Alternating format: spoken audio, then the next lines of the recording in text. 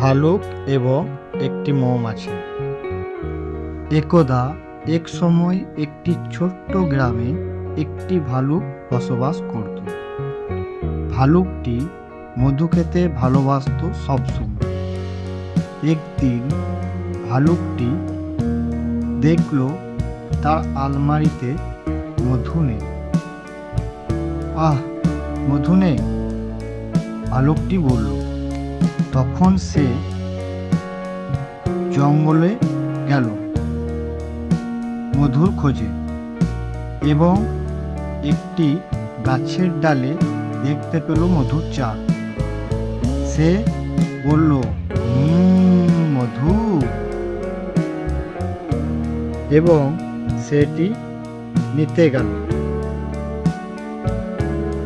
তখনই মধুর চাক থেকে একটি মৌমাছি বেরিয়ে এলো এবং সে বলল ভালুকটিকে, এটা তোমার মধু নয়।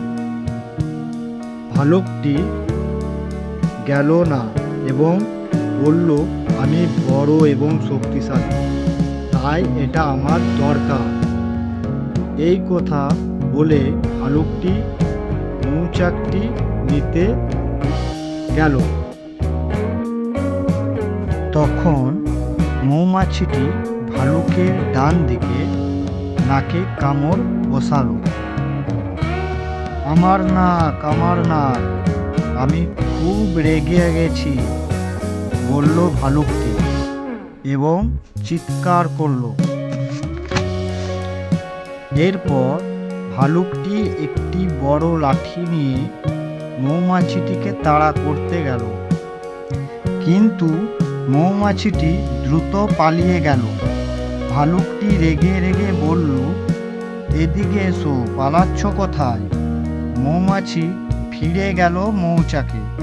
তখন ভালুকটি লাঠি নিয়ে আঘাত করতে লাগলো মৌচাকে।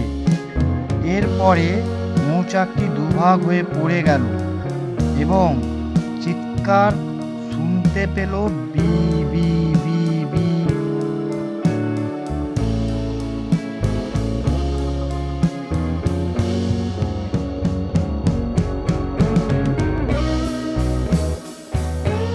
হাজার হাজার মৌমাছি বেরিয়ে এলো এবং তাকে ঘিরে চিৎকার করতে লাগলো এবং তার শরীরের হুল ফুটিয়ে দিল।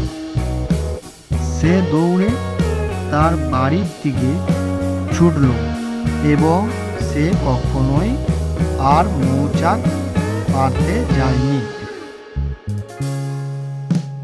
নীতি কথা: কিছু কিছু জায়গায় শক্তি প্রয়োগ করা যায় না।